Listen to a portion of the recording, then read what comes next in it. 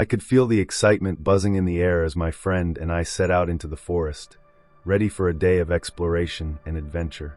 We'd both heard rumors about how big this forest was, but neither of us thought much about it. It was just supposed to be a quick hike, an escape from the usual routine, nothing serious. We didn't bring a map or even use GPS. Who needed it? The plan was simple: follow the main trails, soak in the nature, and head back before dark. Easy. But after a few hours, something started to feel off. No matter which way we turned, the trees seemed to close in tighter, and the paths seemed to loop back on themselves. I tried to keep calm, pretending like I knew where we were, but honestly, I had no idea. My friend laughed it off at first, joking that I had no sense of direction, but even his smile was starting to fade. We kept walking, convinced we'd find our way out if we just kept moving. But every step seemed to take us deeper. The trees grew denser, their shadows stretching across our path as the daylight began to slip away. A cold dread started gnawing at the back of my mind. We were lost, and every time I looked around, it felt like the forest was changing, twisting itself just out of reach, making it impossible to find our way. Then, as if things couldn't get any worse, I noticed dark clouds rolling in. A storm was coming, and fast. My friend and I shared a glance. No words, just the realization that we were in trouble. It was too late to turn back, too late to retrace our steps. That's when we saw it. Through the trees, half hidden by overgrown bushes, was an old cabin. It looked like it hadn't been touched in years, its wooden walls warped and darkened with age. But with the storm approaching and the night closing in, it was our only option. We had nowhere else to go. We exchanged a silent agreement, then headed toward it, hoping it might offer some shelter from whatever lay ahead. We made our way to the cabin, hoping it'd be just some old abandoned place we could wait out the storm in. Up close, it looked even worse, like something out of a horror movie. The walls were caked in dirt and mold, the windows cracked or entirely missing.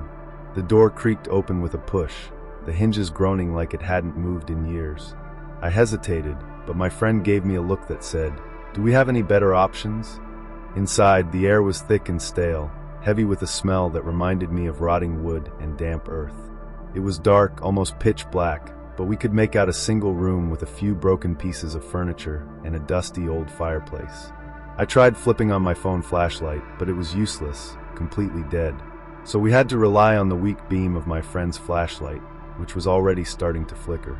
Just our luck. We took a few steps inside, and the floorboards creaked under our weight. I half expected the whole place to collapse around us. We found a corner that seemed a little sturdier and decided to settle down there. The rain started pouring down in sheets, pounding on the cabin's roof, and thunder rumbled in the distance. At least we were dry for now.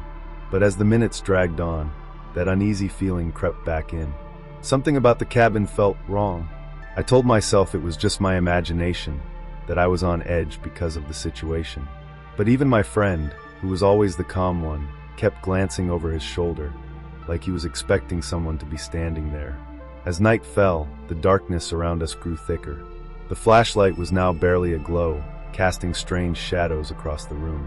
The walls seemed to breathe with each flash, like the cabin itself was alive, watching us. Just as I was trying to convince myself it was all in my head, I heard it, a faint tapping sound. It was coming from somewhere outside. At first, I thought it might be branches scraping against the cabin, but the sound was too steady, too rhythmic. It would stop, then start again like someone or something was testing the walls, searching for a way in. I turned to my friend, and he gave me a look that told me he'd heard it too. We both held our breath, straining to listen, every hair on the back of my neck standing up. I tried to calm myself down, to brush it off as nothing. But deep down, I couldn't shake the feeling that we weren't alone in that cabin. The tapping kept going, sometimes getting louder, then softer, moving around the cabin like someone was circling us in the dark. Every nerve in my body was on edge, but I kept telling myself it was just the storm or some animal outside. We were in the middle of the woods. There had to be a rational explanation, right?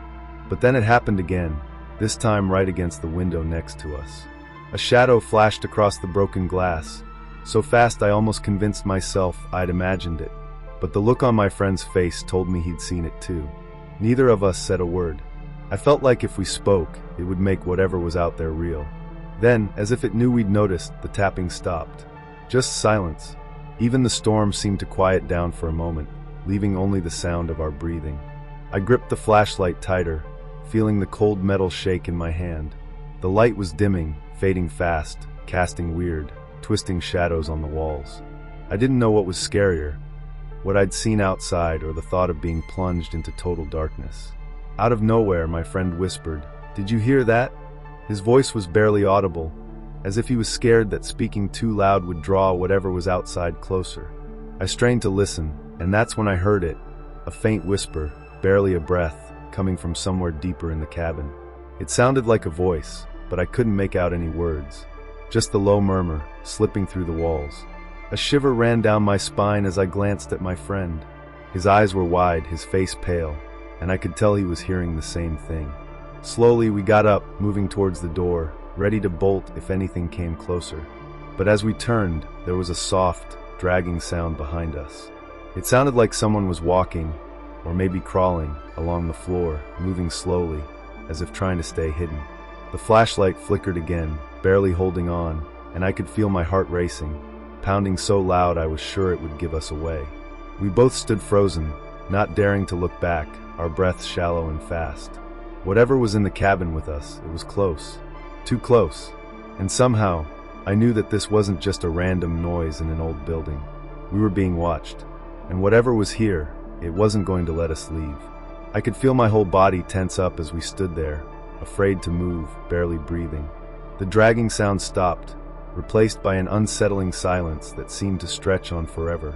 My friend and I exchanged a look, a mix of panic and unspoken agreement. We had to get out. But the second I turned toward the door, I caught sight of something through the broken window, shadows shifting in the trees. It was hard to tell in the dim light, but I could make out a few dark, human-like shapes standing among the trees, completely still, just watching. My friend followed my gaze and saw them too. He swore under his breath, gripping my arm as if to ground himself. I wanted to believe my mind was playing tricks on me, but the figures were still there, silent and unmoving. Without warning, one of them stepped forward. My heart skipped a beat as the figure took another slow step, coming into the weak glow of our flashlight. I couldn't make out any details, just a dark outline. And then, almost as if it sensed our terror, it stopped and melted back into the shadows, blending with the trees again. "Let's go," my friend whispered, barely more than a breath. He took a shaky step toward the door, but the second he touched the handle, the tapping returned, this time from inside the cabin. The sound echoed through the walls, followed by more whispers, like multiple voices overlapping, murmuring words we couldn't understand. It felt like the whole cabin was alive, breathing around us, closing in. In a panic, my friend yanked open the door and bolted outside. I followed him, our footsteps pounding against the muddy ground as we ran. But the forest seemed to close in around us, darker and more twisted than before. I could still feel the eyes on us, watching from somewhere in the shadows. My friend stumbled, and as I stopped to help him up, I noticed a figure standing just a few feet away, blocking our path. It was one of the shadows from the window, but now I could see its hollow eyes fixed directly on us. It didn't move, didn't breathe, just watched as if waiting. I looked around, realizing we were surrounded. Shadowy figures stood between the trees, their heads tilted as they observed us, like we were trapped animals in a cage. The whispers grew louder, filling my head, drowning out every other thought. I grabbed my friend's arm, pulling him in the opposite direction, deeper into the forest, hoping to lose them. But with every step, it felt like we were being pulled further from reality, like we'd crossed into a place we were never supposed to find. The shadows followed us, silent and unrelenting, like they had all the time in the world. And somewhere in the back of my mind, I knew this wasn't just a forest, and these weren't just shadows. We'd stumbled into something else, a place that didn't want us to leave. We kept running, dodging through the thick trees, slipping on wet leaves and tripping over roots. I couldn't shake the feeling that the forest was swallowing us whole, twisting and shifting to trap us inside. My friend was breathing hard, stumbling along beside me, but neither of us dared to look back. I knew those shadows were still there, trailing us, waiting. Eventually, we came across a small clearing, and we collapsed, gasping for air. The silence around us was deafening. No sounds of wildlife, just the relentless pounding of our own hearts. My friend looked at me, his face pale, eyes wide with terror. "What the hell was that?" he whispered, but I didn't have an answer. I didn't even know if I could trust what we'd seen. Suddenly, a familiar sound broke the silence, the tapping. But this time it was closer, echoing from somewhere right behind us. I whipped around, shining the nearly dead flashlight back toward the trees, but all I saw were shadows shifting in the darkness, melting in and out of the fog that had settled around us. My hands shook so badly the light wobbled, casting strange, twisting shadows. Then, I saw something that stopped my heart. Scratched into the trees around the clearing were dozens of names. Old, faded, some barely legible, others looking fresh, as if someone had just carved them. My friend noticed them too, his face going even paler. These are names of people who were reported missing in this forest," he stammered. "I've heard about some of these people. They never found them." A chill ran through me, and I stumbled back, my mind racing. It was like we'd stumbled onto a graveyard, each name a silent reminder of someone who had disappeared here, just like we were about to. I looked at my friend, desperate for some reassurance, but he only stared back, frozen in fear. That's when I felt it, a hand on my shoulder, cold as ice, gripping me with unnatural strength. I spun around, but there was no one there, only the thick darkness pressing in. My friend screamed, his eyes fixed on something behind me. I turned just in time to see one of the shadowy figures stepping forward, closer than ever before, its hollow eyes glowing faintly in the dark. The whispers started up again, louder, wrapping around us like a shroud. They were all around, inside my head, speaking in a language I didn't understand but somehow felt in my bones. My friend was shaking, clutching his head as if trying to drown out the voices, but it was useless. They were inescapable, drilling into us, filling us with a dread so deep it felt like we'd never feel safe again. I grabbed my friend's arm and started dragging him away, but with every step, the forest seemed to close in tighter, the trees bending and twisting as if to block our escape. The shadows followed, relentless, their whispers turning into guttural growls that echoed through the air. I knew somehow that we were trapped, that we'd crossed into a place that didn't let people leave. We stumbled forward, not knowing where we were going, just desperate to get away from whatever had found us. But deep down, I knew we were only going in circles, lost in a forest that had no end. I don't know how long we kept running. It felt like hours, but time had stopped making sense somewhere along the way. My legs were burning, my lungs raw, and my mind was slipping into a haze of terror and exhaustion. Every path led us back into that twisted darkness, where the shadows grew thicker, pressing in on us like a vice. I could still hear the whispers, those voices clawing their way into my mind, filling me with images of things I couldn't understand and didn't want to. My friend stumbled and fell to his knees, gasping. I pulled at him, desperate to keep moving, but he wouldn't budge. I can't, he choked out, his eyes wild and unfocused. It's like they're in my head. He clutched his temples, wincing in pain. I didn't know what to say, didn't know how to comfort him, because the truth was, I felt it too. It was as if something had crawled inside our minds, feeding off our fear, twisting our thoughts into shadows of their own. And then, just ahead of us, the shadows began to shift, coalescing into a figure, a tall, dark silhouette standing in our path. This time, there was no mistaking it. It was real, its eyes gleaming in the faint light, hollow and unblinking. My heart stopped as I realized this wasn't just a shadow. It was someone, watching us with an intent so cold and unnatural that I felt my blood turn to ice. The figure lifted a hand, pointing directly at us. The whispers rose to a fever pitch, each voice screaming inside my head, drowning out everything else.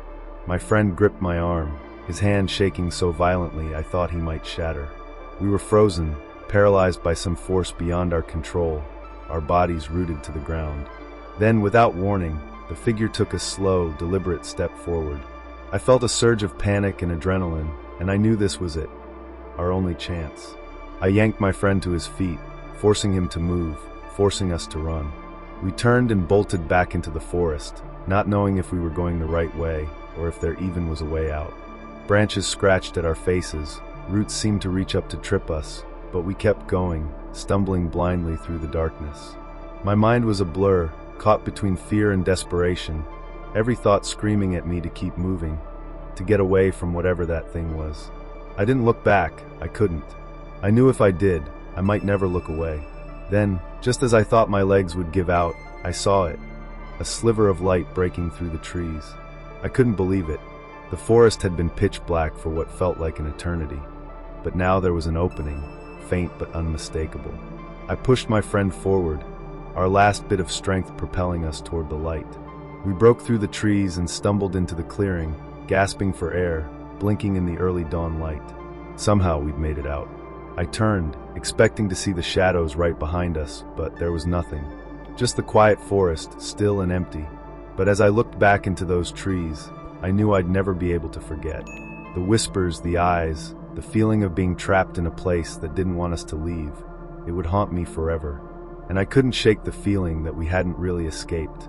That somehow, some part of us had been left behind, lost in that endless, twisted darkness. We didn't speak as we stumbled back toward the road, the memories too raw, too close. But as we walked, one thought kept repeating in my mind, chilling me to the core. Whatever was in that forest wasn't done with us yet.